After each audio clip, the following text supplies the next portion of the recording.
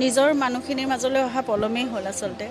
জুবিনে ইয়াতে সকলোখিনি আৰম্ভ কৰিছে, জীৱনৰ শিক্ষাৰ পৰা আৰম্ভ কৰি জীৱনৰ যিটো ভেটি ইয়াতে সুদৃঢ় হৈছে আৰু নিজৰ যিটো সাংস্কৃতিক জীৱন সেয়াও যোৰহাটেই তেওঁ সমৃদ্ধ কৰিছে।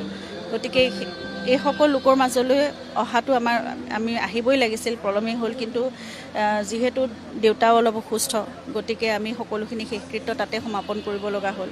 কিন্তু ইয়াত আমি 13 দিনীয়া মাংগলিক কাৰ্যখিনি আজি অনুষ্ঠিত কৰিছে যোৰহাটৰ ৰাইজে। গতিকে আমি সকলো পৰিয়ালৰ লোকো একেলগে ইয়াত সন্মিলিত হৈছোঁ। আমি একেলগে প্ৰাৰ্থনা কৰিম জুবিনৰ সিখন পৃথিৱীলৈ যাত্ৰাও যাতে সুগম হওক আৰু তেওঁৰ যিখিনি আধৰুৱা কাম ৰৈ গৈছে আমি সকলোৱে মিলি সেইখিনি সম্পূৰ্ণ কৰিম, সেয়া আমাৰ সকলোৰে মনত প্ৰতিশ্ৰুতি বা অংগীকাৰ আছে। গতিকে মই জানো নিজৰ ঠাইৰ মানুহখিনি মোৰ সদায় আপোন হৈয়ে থাকিব আৰু এই কামখিনি আমি একেলগে সকলোৱে আগবঢ়াই লৈ যাম। মই প্ৰথমেই তেওঁলোকৰ ওচৰত ক্ষমা বিচাৰিছোঁ আৰু এইটো কথাই ক'ব বিচাৰিছোঁ যে আমি যদি জুবিনক ইয়ালৈ লৈ আহিব পাৰিলোহেঁতেন পোনে পোনে, তেতিয়াহ'লে আমাৰ কাৰণেও খুব সুখবৰ হ'লহেঁতেন। কিন্তু পৰিয়ালটো আমি এতিয়া আছোঁ গুৱাহাটীত, গতিকে দেউতা অসুস্থ, আৰু ওচৰতে আমি যাতে সহজে তেওঁৰ ওচৰলৈ গৈ পেলাই বন্তি এগছি জ্বলাব পাৰোঁ, মোৰ মনৰ কথাও খুলি ক'ব বিচাৰিম। এতিয়া তেওঁতো প্ৰতিটো ক্ষেত্ৰত মোক তেওঁৱে বাট দেখুৱাই নিব লাগিব। গতিকে মই সেই প্ৰাৰ্থনাটো ওচৰতে যাতে আমি পাওঁ সকলোৱে।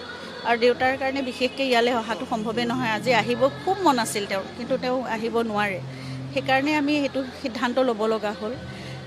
প্ৰথমে ক্ষমা বিচাৰিছোঁ, কিন্তু তথাপিও আমি গোটেই পৰিয়ালটো আমি যোৰহাটৰে, গতিকে আমাৰ নিজৰ মানুহখিনিৰ লগত আমি সদায় আছোঁ আৰু আমাকো আপোনালোকে বুকুত সাৱটি ৰাখিব। আমি জুবিন নাই যদিও মই আপোনালোকৰ বোৱাৰী, আপোনালোকৰ ঘৰৰ এগৰাকী, গতিকে মোক আপোনালোকে এৰি নিদিব কেতিয়াও, মোক লগত ৰাখিব আৰু আমি জুবিনৰ আধৰুৱা কামখিনি আমি আগলৈ যাতে কৰাত সদায় মোৰ শক্তি হৈ থাকে আপোনালোকে কামনা কৰিছোঁ।